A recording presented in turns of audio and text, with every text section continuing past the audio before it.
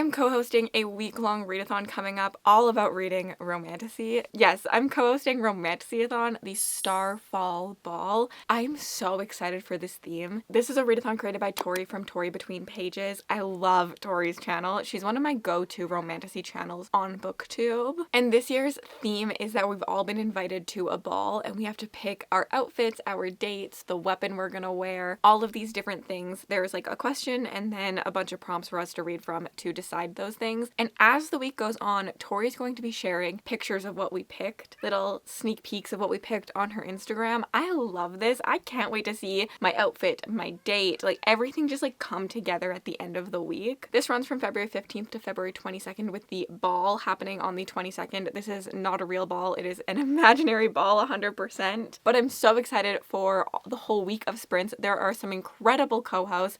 Of course, Tori herself who created it, then me, Erin from Booked and Busy, Mel from Melanor Reads, Rachel from Raven Haired Reader, and Beth from Beth Any Book. A great group of gals I feel like to spend an entire week reading with. I am hoping to read one for every prompt. That's 6 books in, I believe, 8 days is all we have. I don't know if I'm capable of that. And then in my head, because I've been in my Why Choose era, I want to read for multiple of the bring your date prompts so that I can live my Why Choose dreams at this ball. But that makes it a lot more prompts. So we're just gonna see how I go. I will be vlogging my experience and what I'm reading and what I pick. So today's video is my TBR, which is really just a giant pile of possibilities. A lot of just like the romantasy that I've been looking forward to reading currently. It's kind of big. I could not narrow this list down. I will try to go over what prompt something hits for if I know, but let's start with what's right in front of me. One of the books that I am probably gonna read, like this is probably the one that I can tell you that I actually will read during this week, is the 3rd book in the Zodiac Academy series. I recently read book 2 and book 1 and I've been loving them, and I've heard the series only goes up from here. So I'm very, very excited to continue. This follows 2 girls who find out that they're changelings. They are actually the long lost heirs to Solaria, and they find out that in order to get their inheritance, which is a lot of money, they have to go to Zodiac Academy and graduate. But there are 4 men there who have trained their entire lives to be the next ruler because everyone thought the heirs were dead, and they do not want to give up their claim to the throne, so they bully these 2 girls trying to get them to leave Zodiac Academy, even though the girls just want the money. They don't really want the throne. I've had a lot of fun with it. I think it's like a silly, goofy, good time book, but there is like a really cool world building that's happening. I really like the complexities of the Fae and how we all have different like forms and stuff. I really, really do enjoy the story, and I can't wait to continue and just binge this all this year. So book 3 is definitely a priority read for me during Romantasyathon. Book 3 will also hit for a black cover for What to Wear. It will be a sequel book and a backlist book. The book has Fae in it. It's typically enemies to lovers. I do think that there's fated love in the story as well, but not in the books that I've gotten to. It's definitely a rec from my friend and a favorite author of mine now, and I will most likely listen to the audiobook, and it's highly anticipated. I couldn't live my Why Choose dreams without reading a Why Choose story, so there are a few of them on this TBR, but one that I'm really excited to get to is Into Their Woods by Ivy Asher and Anne Denton. I know that this is just a Little Red Riding Hood inspired story following a girl who goes into their woods, and there's wolf shifters, and it's gonna be a Why Choose story. That is all I know. But my friend Claire from Claire's Neverland of Books really enjoyed this recently. She had such a fun time, and I feel like we really do vibe with the same stories a lot of the time. So I'm very excited to read this one. I think I will love it. I have this stunning edition from Arcane. This also hits black cover, obviously. This is a backlist story as well, and a first in a series. This has, I don't know if this fits any of the background without reading it, and I don't know about trope stuff. A weapon, it would definitely be a rec from a friend, a new to me author, and I think that's it. Another really new to my TBR book is The Starlight Heir by Emily Howard. This one is the Fairy Loot edition, and I really, really love this edition. I'm excited to read this. I don't really know anything about it, so I really, truly can't tell you anything about it. A bladesmith blessed by the stars, a prince with a dangerous secret, and a god bound in shadows. From bestselling author Emily Howard comes a scorching no romantasy that will leave you spellbound. Like, I love the artwork on this. I think that that is stunning, so I'm very excited to get to this one. Another Why Choose that has been on my list that everyone keeps screaming about is A Twilight of Embers by Tessa Hale. This is so short, so I do think that I could get to this one really easily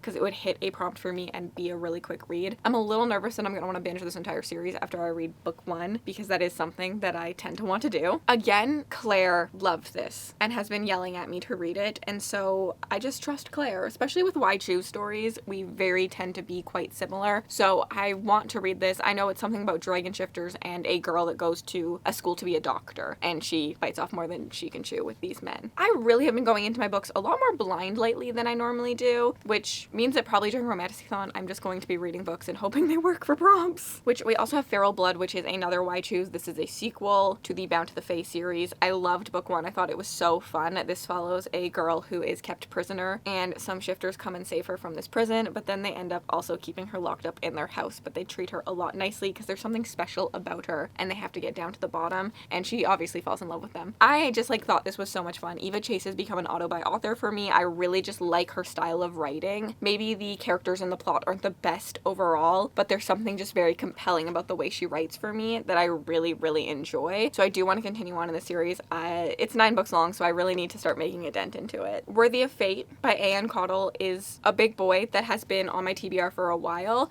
I know this has trials in it. I know there's something about her being marked by the god. I believe that the male main character also has shadow powers, and we know how we all feel about shadow powers. So I am excited to see what this brings. I'm a little nervous that this isn't going to be a unique enough story, because when I read the back, it does feel like it's pulling on a lot of the typical things that are trending currently, and those are starting to feel very overdone. I'm definitely looking for a little bit more unique stories. But if the romance is good, if the banter is good, I could really vibe with this one. This one is Fated Mates, so that would work for that prompt. I believe it's enemies to lovers, forced proximity. It is a first in the series, a new to me author for me. It is more blue than green, but it does have a green tint, so I might count it as a green cover. Another really new one to my TBR is Trials in Frost. The author actually sent me this copy, and I just thought this sounded really good. I really like the cover on this book. Her magic is chaos, her mentor is her match, her kingdom survival is at stake. I believe this is going to have a mentor-mentee relationship, which is something I can really enjoy when it's done well. I don't always enjoy it, but when it's done well and the banter is perfect, it's something I think that is incredible. She has rare dual magic. She carries the gift of frost magic, but then stares in disbelief as elemental fire magic. I do love elemental magic as well. Also, something really interesting about this is it's told in first-person POV. Really unique, I feel like. It says slow burn, enemies to lovers, forbidden master-apprentice romance that smolders off the page. I'm very intrigued by this one. It's something different, and as I said, that's something I'm looking for. It does have similar things, similar themes in it, but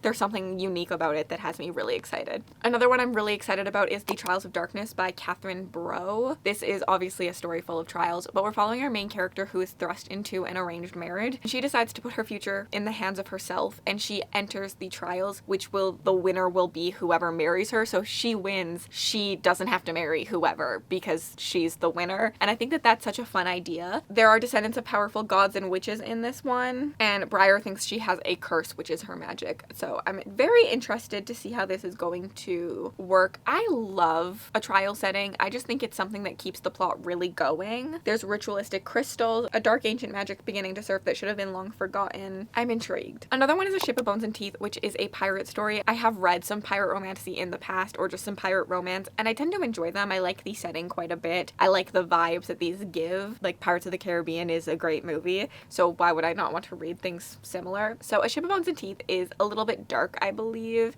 It's a little bit more mystical, whimsy. I'm very excited. It's the retelling of The Little Mermaid, which I personally actually have never read one of those, so I'm excited. Pirates and mermaids, this all sounds really intriguing to me. I've had a few friends really like this one. Claire, again, I keep bringing her up. I really trust Claire's taste. And then Rainy from Rainy Blue Reads read this, and she actually recommended it to me on my TBR video when I asked her to pick me a book. This was one of them. But Jen from the Book Refuge really liked it as well. There are so many creators that I trust their taste that are liking this story, and I am just really excited to dive into it. I think it's going to be very unique and very different than things I've read, which, as I said, that's something I'm really looking forward to. I think we follow Princess Marin, who sold her soul to the Sea Witch, giving up a life underwater in exchange for the love of Prince Eric on land, but after a decade of abuse and misery inflicted by the cruel prince, Marin wants nothing more to leave him and her royal role behind, and she joins a pirate crew. And then the last line of this is, when it comes to the high seas, not all monsters lurk beneath the surface. That really has me sold. I'm very excited to give this a try. I really hope I like it. During romantasyathon, the second book in the Heartless Hunter series does come out. I will probably read it as soon as possible, but I'm unsure, but I'm putting it on this list because if the mood is right, I will pick this up as soon as possible, but sometimes with new releases, I do like to sit on them a little bit,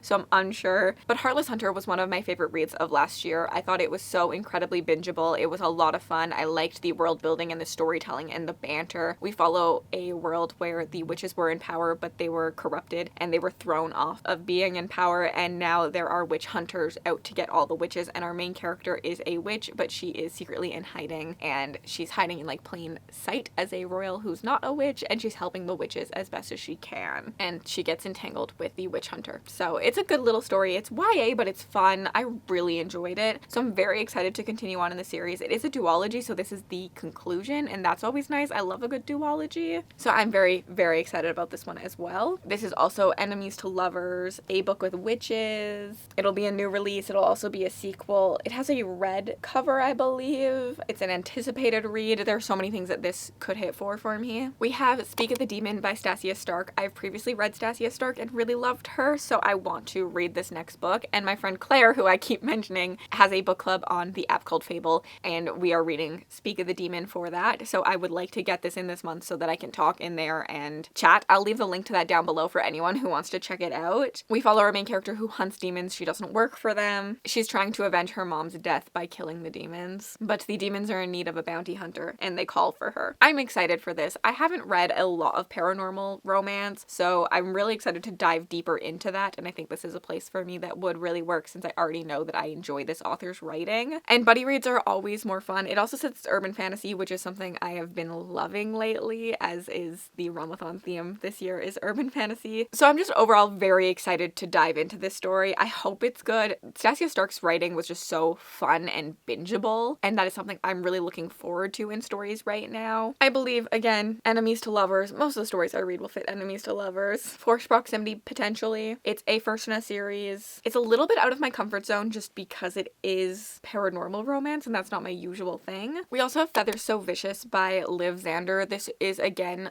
it's not really why I choose, but it's poly. There are two men, I believe. I don't know, actually. Maybe I shouldn't call it poly. I don't know if the men ever have relations with each other, but she does have two men in this. It's not like a huge group of men, but there are two. I have heard that this is such a dark fantasy romance, paranormal romance, that has you swooning over these two men, and that's all I ever want to feel. The writing of the synopsis is so beautiful. It never tells me anything about the story, in my opinion. Like, every time I read it, I still have no idea what the story is about, besides that it's going to be a romance. But the writing is so beautiful that it has me so excited, and literally every single time I talk about this book, there are comments telling me I need to read it. I see it on socials all the time. It is a book that is high up on my TBR, even though I know literally nothing about it. I do know that it's angels in it, so that will hit the angel demon prompt as well. For romantasyathon, I like to have options. That's why there's a huge pile of possibilities here. I really like to have options. And then Iron and Embers was also just recently released, which is the newest book by Helen Schuer. This is one of my most anticipated reads of the year. Actually, it's such a great time with the Legend of Thesmar series, and this sequel series has been set up in those stories quite well, so I'm very already invested into the two characters and the romance that is about to happen. I also know there's trials in this one. We're following an alchemist, which I think is fun. That's a different take on who we follow in a story. I'm very excited to see this character be smart and like use her science within the story to get through. I think that this could be very, very well done. I feel like it's a little bit Grumpy Sunshine-esque, and I'm just very, very excited since I already know I love Helen Schuer's writing so much, and I loved the world she created in Legends of Thesmar, so this is a very, very big, highly anticipated story for me. It's an alchemist turned assassin who's seeking vengeance for the death of her friends, and she has to go through some trials to do that. And Helen Schuer can write a man, in my opinion. All of the men I've read from Helen Schuer have been some of my favorite book boyfriends. Talamir Starling and Wilder Hawthorne are like top tier for me. I love them both so much. So definitely excited to read a little bit more about Torge Elderbrock and fall absolutely in love with him. I do think that Helen says you can read the series without reading Legend of Thesmar.